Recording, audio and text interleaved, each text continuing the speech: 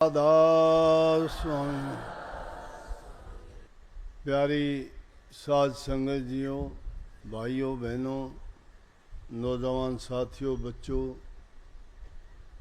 जितने भी आप सत्संग लाभ के लिए उपस्थित हुए हो, शांति से बैठ के लाभ उठाएं। आज का दिन हिंदी दिवस के रूप में भी मनाया जाता है। आज 14 सितंबर को ही हिंदी को राष्ट्रीय भाषा माना गया था। कानूनी तौर से इसको शामिल किया गया था। वैसे भी बहुत बड़ा दिन है और सत्संगियों के लिए तो सत्संग का दिन ही बहुत बड़ा होता है। जिस दिन भी सत्संग होता है वो सबसे बड़ा मेला, सबसे बड़ा त्यौहार और सबसे बड़ा उत्सव होता है। जब इंसान भटक जाता है तो भ्रमों में ही पड़ जाएगा। जब इंसान भटकता है तो उसको जो कोई कहता है वो वैसा ही करने के लिए तैयार हो जाता है। और इसीलिए सच्ची भक्ति नहीं हो पाती। क्यों नहीं हो पाती? कि वो ऐसे लोगों के फिर हाथ लग जाते हैं जो उनकी मर्जी, जो उनको समझ है, जिस प्रकार से भी वो चाहते हैं उन लोगों को उसी प्रकार से बहकाना शुरू कर देते हैं। कोई पूजा पाठ में, कोई भूत प्रेत में, कोई धोख पूजा में, कोई देवी देवताओं में, कोई झूठे आडंबरों में, कोई किसी। आजकल तो इतनी नई नई चीज़ें निकाल दी कि उन चीज़ों के अगर हम नाम लें तो हैरान होते हैं। ऐसे ऐसे भ्रम डाल दिए सदियों से। जिस मकान में, जिस घर में हम रहते आए थे, हमारी पीढ़ियां चली गई, 6-7 पीढ़ियां उसमें गुजर गई और अब भी उसमें रहते आए हैं, तो कहते हैं कि ये तुम्हारे घर में। क्यों? भ्रम में जब पड़ जाता है तो किसी के पास पूछने के लिए जाता है। बताने वाला कहता है कि तेरे घर में वास्तु से घर नहीं बना, वास्तु की कमी है। अरे पहले तो 200 साल से इसमें रहते आए, वास्तु का कोई बात ही नहीं थी। आज वास्तु कैसे खराब होगी? या कोई तकलीफ होती है तो कहते हैं कि तेरे देवता से इतने हैं। अरे देवता का मतलब तो देने वाला होता है। देवता आपको किस प्रकार से तकलीफ देगा? और वो देवता भी कौन बा? कहते पितर हो गया तुम्हारा घर में। बोले पितर हमारे घर में कौन हो गया? कहेंगे तुम्हारे घर में एक था जिसकी शादी नहीं हुई थी। बोले ऐसा तो कोई नहीं था। बोले पड़ोस में होगा। पड़ोस में नहीं तो पालने में होगा। है जरूर, तुम्हारी जान पहचान रिश्तेदारी में होगा। अब कोई तो मिलेगा।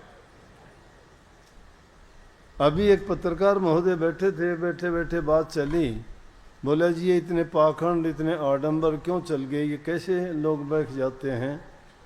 बोला ये पर्चे निकालते हैं, ये निकालते हैं, क्या ये बातें सच्ची हैं क्या? मैं बोला आप बैठो, आपसे पूछता हूँ मैं एक बात, बताता हूँ आपको, बताओ। बोले हाँ जी। बड़ा उत्सुक हो गया कि ये कुछ ना कुछ बताएंगे। मैं बोला देख तू बहुत अच्छा इंसान है। बोले हाँ जी हूँ।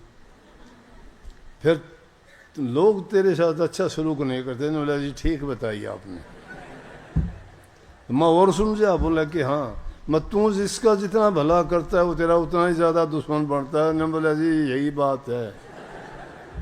बस उसने उठा ली अपना वो जो बोलने वाला था, टेलीफोन था। मैं बोला और बताऊं क्या? ने बोला बस जी बस और नहीं। उसने सोचा कभी और भी बात। ये भ्रम और पाखंड है। किसी इंसान की बड़ाई करते हो बड़ा खुश होगा, उसकी सच्चाई बता दो दुश्मन बन जाएगा। अब यूं कह दो ना कि तू बड़ा ईर्ष्यालु है, बस दुश्मन तुम्हारी तरफ देखेगा नहीं जिंदगी भर। या कह दो कि तू ठग है, चोर है, लुटेरा है, तेने उस इंसान को दुख दिया, नहीं, बहुत वो नाराज हो जाएगा। तो ये बात क्या है कि इन भ्रमों में पड़ने के बाद इंसान को बहका देते हैं। फिर तो उसकी वो हालत हो जाती है जिस प्रकार से फुटबॉल के मैदान में फुटबॉल की होती है। उसको उधर से ठोकर लगती है, उधर चला जाता है, उधर से ठोकर लगती है, वहाँ चला जाता है। दर दर का ठोकर खाने वाला बन जाता है। वो अपनी ज्ञान बुद्धि विवेक विचार सब भूल जाता है, अपना कर्म छोड़ देता है। इंसान अगर अपनी जगह पर रह के एक यकीन रख के प्रभु पे, जिसने आपको जन्म दिया है, जिसने आपके सारे लेख लिखे हैं, उसकी बारे में कभी सोचते तक नहीं, उसके एहसानों का कभी भी आप विचार तक नहीं करते कि मुझे ये सारी चीज़ें उस प्रभु ने बख्शी हैं और मैं उसको कितना याद करता हूँ। अरे दुनियादारी में भी कोई इंसान तुम्हारा थोड़ा हित करता है, उसको कभी नहीं भूलते, उसको याद रखते हो कि इस इंसान ने भाई मेरी मदद की थी, इसने मेरी सहायता की थी, ये मेरे दुख की घड़ी में इसने साथ दिया था। लेकिन जिसने तुम्हें सब कुछ दे के इस दुनिया में ऐसे ऐसे तोहफों से नवाज के भेजा है और उसको ही भूल के बैठ के उसको कभी याद ही नहीं करते। इसलिए संत ये तुम्हें जगाने के लिए, ये याद दिलाने के लिए, जो तुम्हारी खोई हुई वस्तु है उसको पाने के लिए सत्संग में तुम्हें याद दिलाते हैं।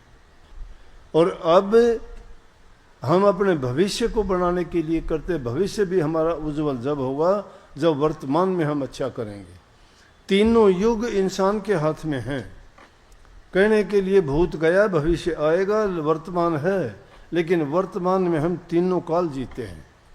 और वो तीनों काल क्या है कि जो किया गया है उससे, जो गलतियां की हैं उनसे सबक लेना चाहिए और आगे के लिए वो करना नहीं चाहिए।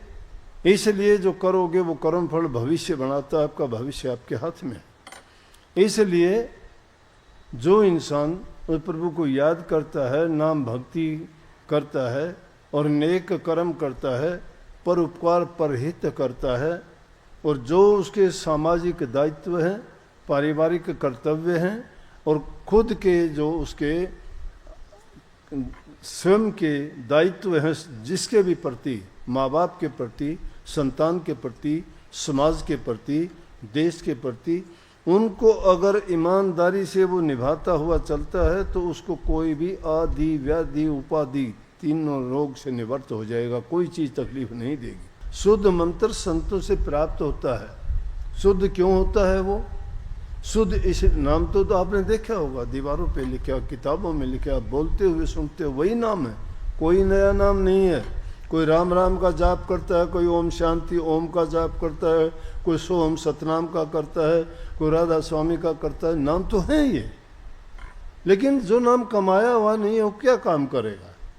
आपने बरगद और पीपल के पेड़ देखे होंगे, लाखों उनमें फल आते हैं, एक फल में हजारों बीज होते हैं, लेकिन वो गिर जाए हजारों उसके पौधे नहीं उगते। क्यों नहीं उगते? वो बीज पकाया हुआ नहीं है। और जो बीज पक्षी खा लेता है, उसको खाने के बाद वो पक्षी चाहे उसको पक्की दीवार पे भी जाके उसके पेट से निकला हुआ बीज उस जमीन ठहर जाता है दीवार पर, वहीं पे वो पेड़ बढ़ना शुरू हो जाता है। क्यों? वो पका हुआ है। तो जो नाम संतों के द्वारा दिया होता है वो इसी प्रकार से पकाया हुआ होता है। बिना पका हुआ जो देखते हो ये तो पढ़ो, वो अपने मनमुखी के नाम हैं। दो ही दर्जे गुरुमुख और मनमुख के जो बताए गए, गुरुमुख विश्वासी होता है, वो श्रद्धालु होता है, वो आस्तिक और आस्थावान होता है, उसका दृढ़ संकल्प भी होता है। ये गुण जिसके अंदर होते हैं, उसे पत्थर की मूर्ति पर विश्वास कर लेगा तो भी उसके काम सर जाएंगे। आस्था जिसकी नहीं है, विचार तो खुद के डगमगाए हुए हैं, फिर ढूंढते तलाशते कहीं और हैं। अरे जब तुम्हें इस चीज़ की ज्ञान समझ ही नहीं है कि तुम खुद ही नहीं टिके हुए हो और ढूंढते टिके हुए को हो, तुम सथूल सूक्ष्म में जाना चाहते हो। सूक्ष्म में अगर जाना चाहते हो तो सूक्ष्म बनना पड़ेगा। सूक्ष्म बनने के लिए आपको ये नहीं, उसके लिए तप भी करना पड़ेगा, त्याग भी करना पड़ेगा, साधना भी करनी पड़ेगी।